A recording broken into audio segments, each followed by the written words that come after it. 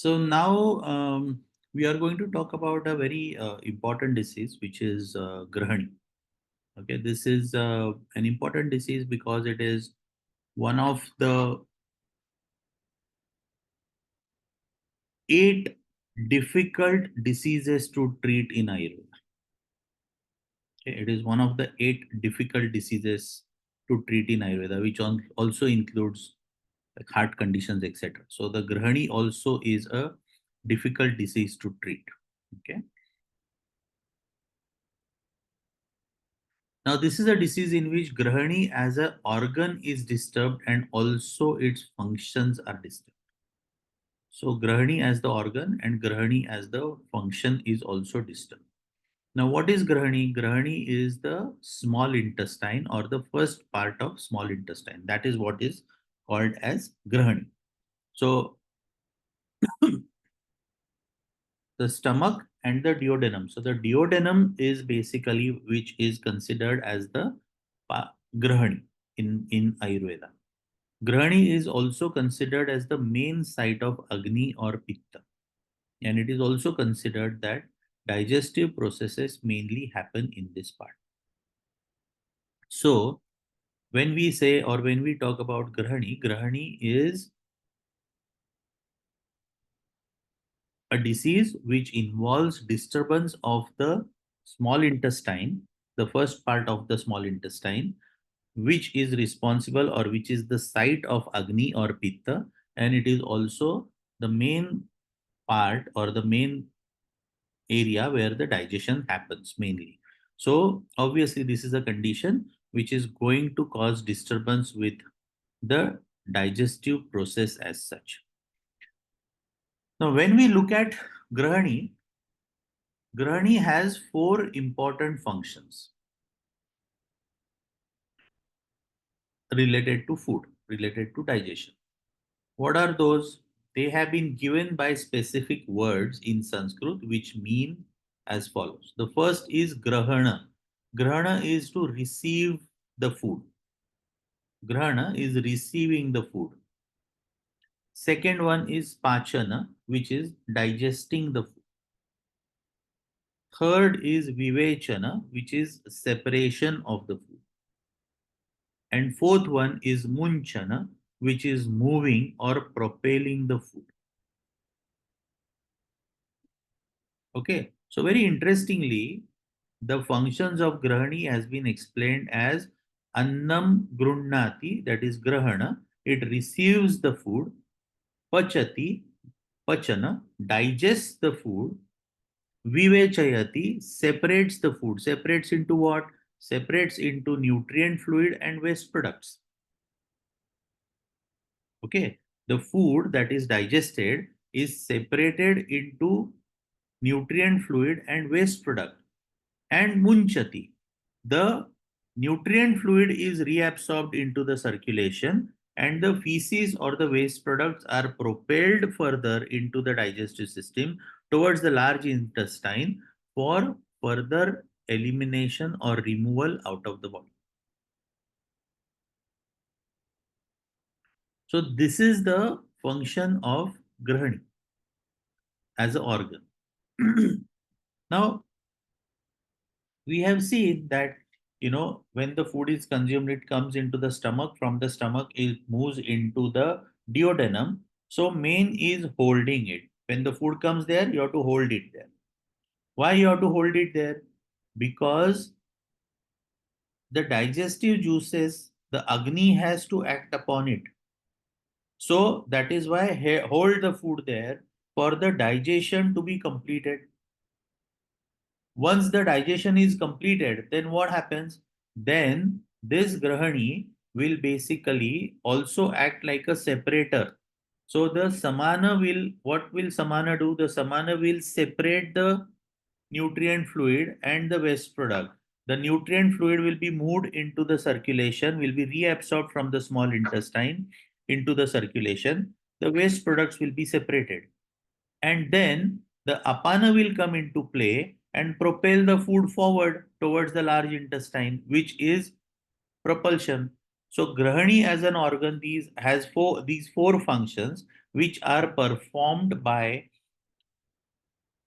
the help of Pachaka Pitta, Pranavayu, Samanavayu, and Apanavayu.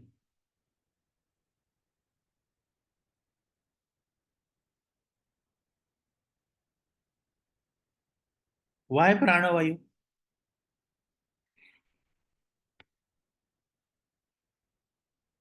Exactly. So prana is responsible for moving the food downwards. Excellent. So prana is responsible for moving the food downwards. Acceptance of food will only happen if prana is functioning properly. If prana is not functioning properly, the food will be expelled out. Okay. So Grahani has these functions which it is doing.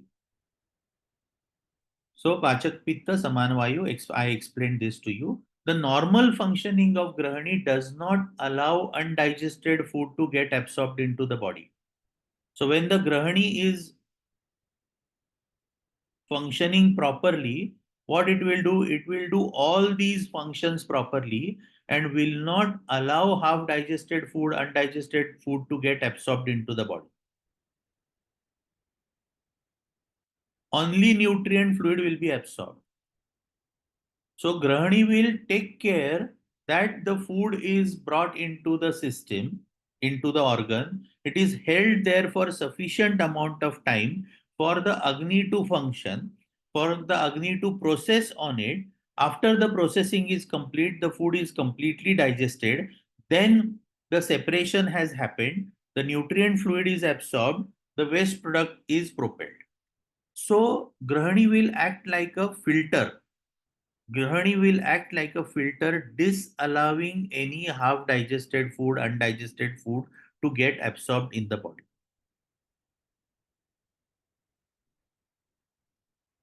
Now, when we say this, please understand that when we say that the food is brought into Grahani and it is held in the Grahani for the digestive system, digestive functioning to happen.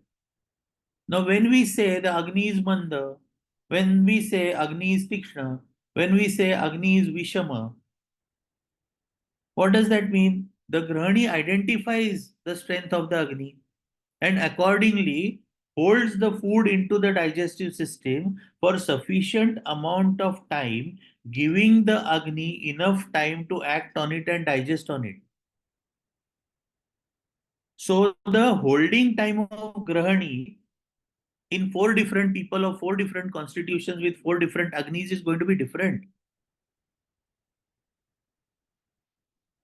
So if somebody requires 6 hours for digestion or takes 6 hours for digestion, the Grahani will hold the food for 6 hours. If it takes 3 hours, it will hold for 3 hours. If it is a Vataja type of Agni, Vishama Agni, irregular Agni, depending on how the Agni is, accordingly Grahani will hold the food accordingly.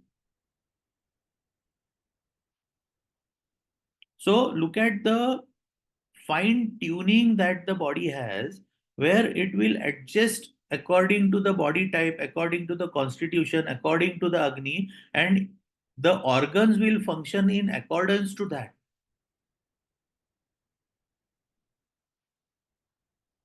But if the Grahani is disturbed, if the Grahani is disturbed, then this functioning is affected. So the holding functioning will affect, the digestion will get impacted, the separation will get affected, the reabsorption will get affected. And then this disease will arise, this condition will arise, which is called as GERD. It is a chronic condition, it is difficult to treat. This condition takes a lot of time to develop. It will not happen, in a couple of weeks or couple of months. It will be years of progression that will result into this disease.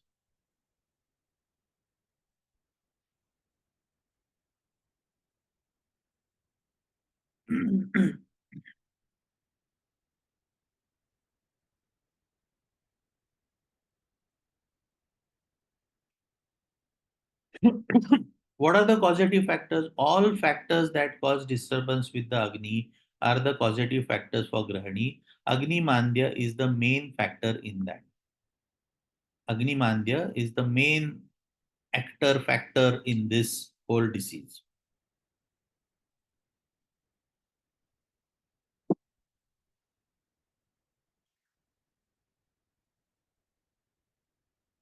What is the pathology? The lifestyle and food that causes Agni Mandya consumed for many days causes Grahani disturbance. The food doesn't get digested. Food acquires a vidagdha form, which is like a charred or a burnt form. It causes amla vipaka, fermentation happens of the food. Because of this, the Grahani organ gets affected, disturbance in the functioning of Grahani, and Grahani as a disease happens. So when we look at this condition, it is not just as simple as ama formation happens and it results into this. What does it say? It says that when the lifestyle and food causes Agni Mandya, Grahani as an organ gets disturbed first. When the food is not digested, the food acquires a form which is like a charred or a burnt form, which causes amla vipak. Amla is sar. So fermentation of the food happens.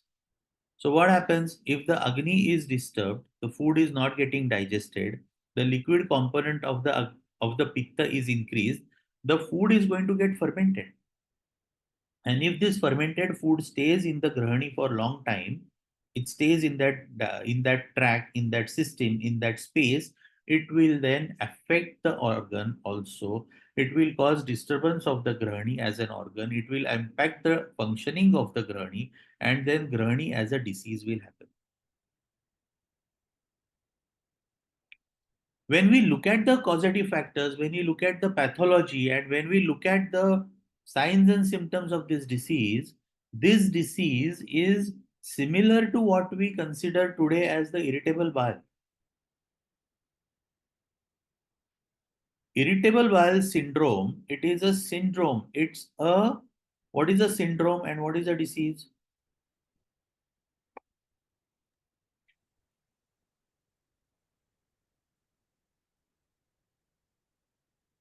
Yes. So, on my understanding, a syndrome is a group of symptoms that can lead to different disease, and a disease has its own specific symptoms that this lead to that disease. Correct. So basically, a syndrome is basically a group of signs and symptoms which will be observed, sorry, okay, which can be indicative of various diseases together. Whereas a disease is, it will have its own specific signs and symptoms. So today, when we look at Grahani, Ayurveda considers this as a disease. When we look at irritable bowel syndrome, it is a group of signs and symptoms because they don't have this understanding of pathology. They don't have this understanding of what goes wrong and why this happens. What do people with irritable bowel syndrome experience? They can have they can have pain in the bowel, diarrhea or constipation. Correct. Um, So irritable bowel, the name itself suggests the bowels are irritated, right? So what is that? The digestive system will be irritated. So it will get irritated by what? Different people will have different types of stimulants or different triggers. Some cases it will get affected by spicy foods. Some cases it will get affected by wheat. Some cases it will get affected by something else in the food. Sometimes it might be bread, bakery products, fermented foods. Sometimes it might be just stress. Sometimes it might be alcohol. Sometimes it might be smoking. So different factors will cause irritation of the digestive system, which will then result into a bout of signs and symptoms being presented, like an attack of irritable bowel that will show as signs and symptoms. What will be the signs and symptoms? The signs and symptoms can be pain in the abdomen. It can be loose motions also, like diarrhea. It can be constipation. So variability in the stools, the stools will vary. Sometimes there is mucus along with the stools. A lot of straining may have to be done. It might be also they might also pass blood with the stools. So it's a combination of signs and symptoms that you will observe. Now, when we look, yes. One thing that I observe with the IBS, the common thing is always it's anxiety and stress. So they have different types of symptoms, but it's always they all have this same thing, anxiety and stress. Then I guess it depends of maybe the dosha that different symptoms will arise or the food, but the link is that it's the mind. So yes, stress anxiety is one of the major causative factors or trigger factors for irritable bowel. 100% I agree. Okay, and here I will give you a very, very interesting piece of information, which you will be surprised to know. Shirodhara, correct? You know Shirodhara, right? Where you pour oil on the third eye. You know where Shirodhara has been explained first in Ayurveda? In what treatment? Shirodhara, the first reference of Shirodhara comes in the treatment of Grani, irritable bowel. Shirodhara has not been explained for psychological problems, insomnia, etc. in the textbooks. The first reference of Shirodhara comes in the treatment of Grahani, treatment of irritable bowel. Yes? Mentioned that last time, and I found it very powerful, and I suggest that to two people that I know very well. So they came more often to do that, and it's effective, very effective. It requires few, obviously, plus rest, but I found it very nice. So the reference of that basically comes from, for treatment of Grahani. Okay. And they have also said that in case of Grahani, you have to do it in a very specific manner to get even better results. So now when I tell you what is the remedy given in the textbooks, you will find it more interesting also, because if oil Shirodhara is giving you so much results, for example, this is further going to give you results because this is a Takra Dhara which is done. Takra Dhara is the Dhara done with buttermilk. And the way it is done is basically Amalaki is used for this. Amalaki is used and yogurt is made from the decoction of Amalaki.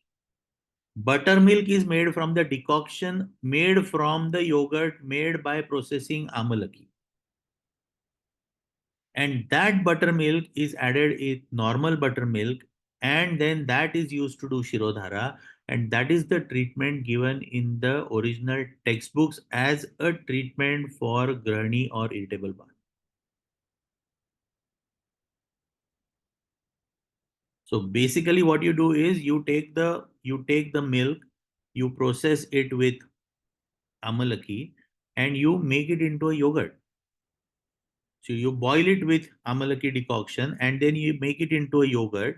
You ferment it, you make it into a yogurt, then you make a buttermilk and then you use it. Another way of doing it is you basically make Amalaki decoction, you make the yogurt, you make the buttermilk out of it and mix buttermilk and Amalaki decoction together and then use it for Shirodhara, which is a easier way of doing it. That also is equally effective. So Takradhara has been suggested as the treatment of choice for Grahani, for irritable bowel. And this whole explanation or this whole development of Shirodhara afterwards for with Tailadhara, with oil Shirodhara, and then it is used for stress, it is used for anxiety, depression, etc., etc., etc. But the first reference of Shirodhara comes for the treatment of irritable bowel.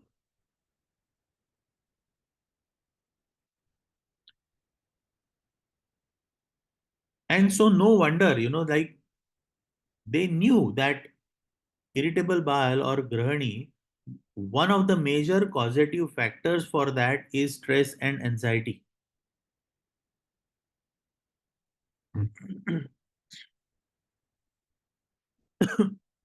And that is why they suggested Shirodhara as the treatment for that. The disease is related to small intestine. You are doing a treatment on the mind. So this this whole combination of symptoms that are seen, okay, they fall under the concept of grahani. There is another disease that we will study next time, which is called as pravahika, which basically involves a lot of straining in that. It is a kapha disorder, kapha involved disorder, kapha and vata, where there is a lot of mucus that is stuck into the intestine, which makes evacuation of feces very difficult. So the person tries to strain a lot, strains a lot, little bit of mucus with a little bit of stools are passed and never feels satisfied in terms of evacuation. That condition is called as pravahika. Pravahika means straining. Pravahan means straining. And because it requires the person strains a lot while evacuating bowels, the name has been given. Grahani is a very classic condition where the Grahani organ is affected. What are the premonitory signs? First, lethargy, loss of strength, food gets charred, delayed digestion, heaviness in the body, excess salivation, lack of taste, improper perception of the taste, dizziness, bloating, tinnitus, vomiting sometimes. All signs and symptoms except those related to the feces with ama are seen as premonitory signs.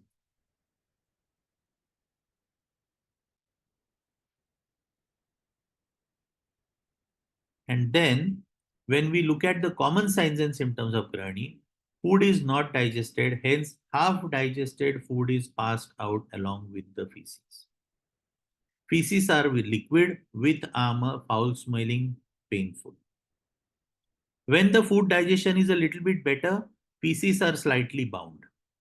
Otherwise, they are liquid and hence the nature of bowel movements can be described varying between loose and bound. Or pakvam, meaning digested and bound, va, which means or, sarujam puti. When not digested, they are with ama and painful and foul smelling. So the nature of stools is very, very clearly explained. The nature of stools varies between loose and bound, or it varies between well bound stools or a little bit bound stools, or stools which are half digested with ama, painful, and foul smelling. Now, when I say sometimes bound, sometimes loose, it is not like morning it is bound, evening it is loose. Some days it is bound, some days it is loose.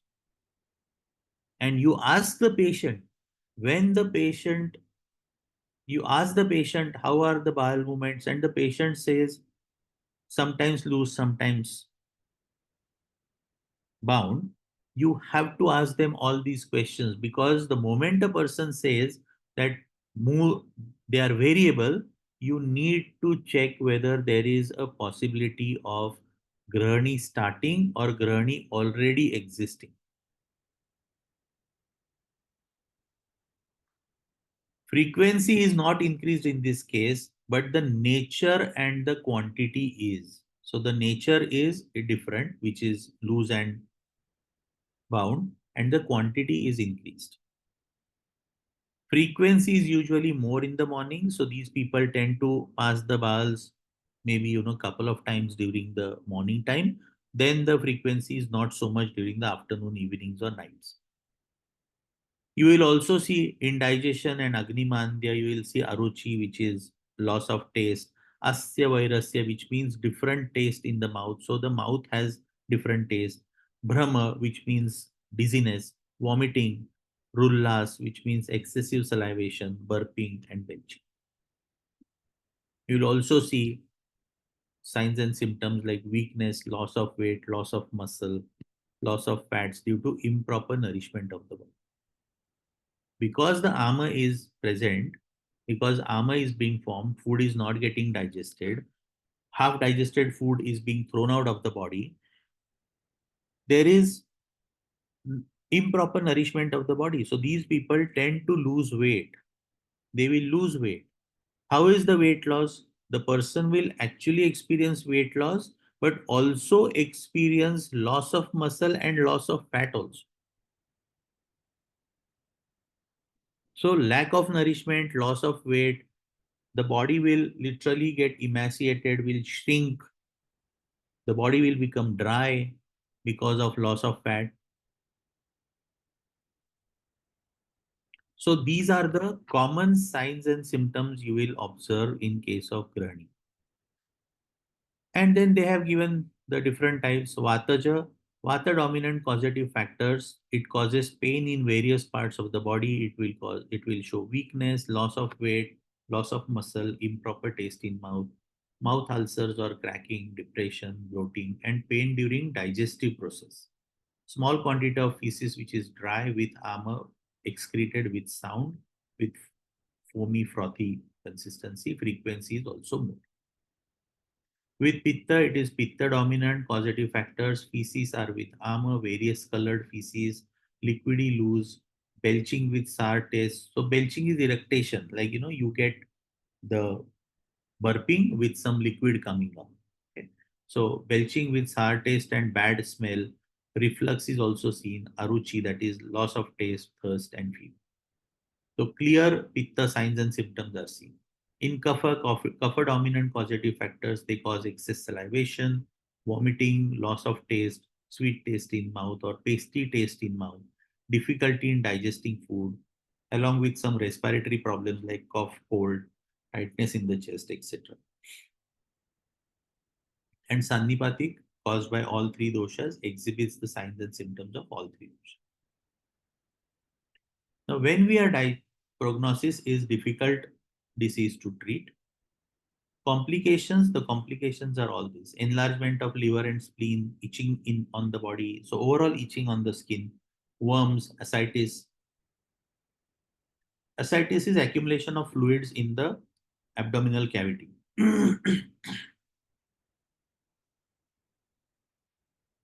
Which is peritoneum. The covering outside the digestive system, the covering which is there, that accumulates the fluid, which is called as ascites. Anemia, fever, atisar, arsha, that is hemorrhoids, and edema. These are the complications of this disease. And when we look at the treatment is again Dipan Pachana. Understanding of Ama Nirama condition is extremely important. When Ama is there, mild anuloman has to be given.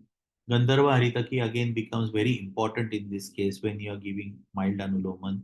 When there is Ama condition, digestion of Ama is critical. Without the digestion of Ama, you will never use any stambhana or any substance that is binding the stools. Once the Agni is improved, once the Ama condition is improved, then only you use the Grahi substances. Grahi is binding the stools.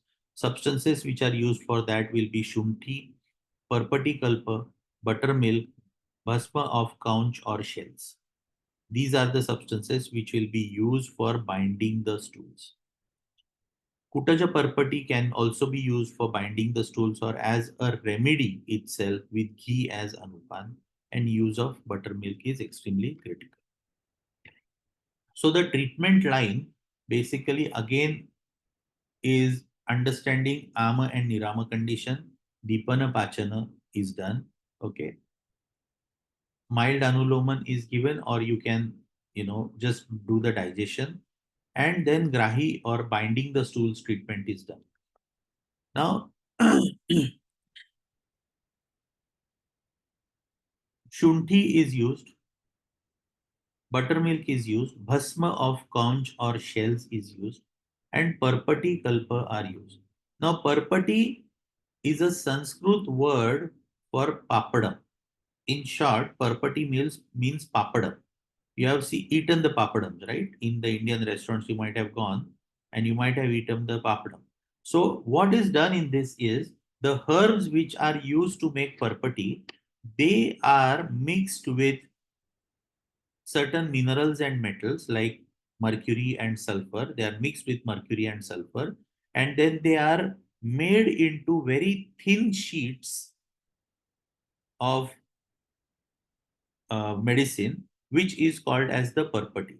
Now, this purpati, when it is done in the specific manner as explained in the textbooks, this purpati has, because of the way it is made, because of the temperature at which it is made, because of the way it is processed, it has a very specific action on the grahani.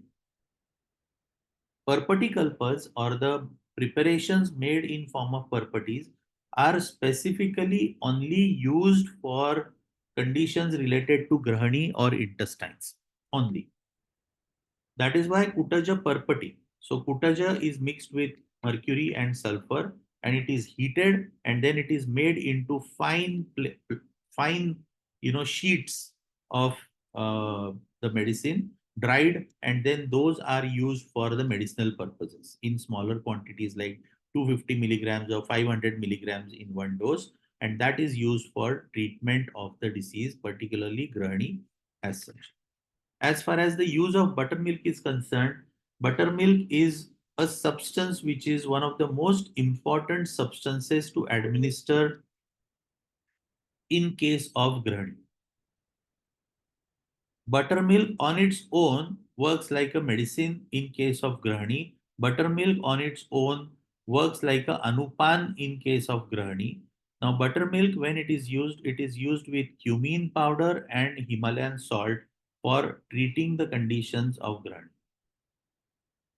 Buttermilk is used along with cumin powder and Himalayan salt and is consumed internally as a anupan, as as a anupan or on its own for treatment of Grahani. Pathya, Deepan, Pachan, and light to digest foods are administered. Buttermilk is useful, honey is useful, goat's milk is useful, fresh butter, moong dal, old rice, and bil. These are the substances which are administered as pathya. Okay. So with this, we have finished four diseases of the digestive system. Next time we will finish a few more diseases of digestive system, and then we will continue with some other system, maybe respiratory or uh, musculoskeletal. Okay. So we'll stop here for the day and we'll continue next Wednesday.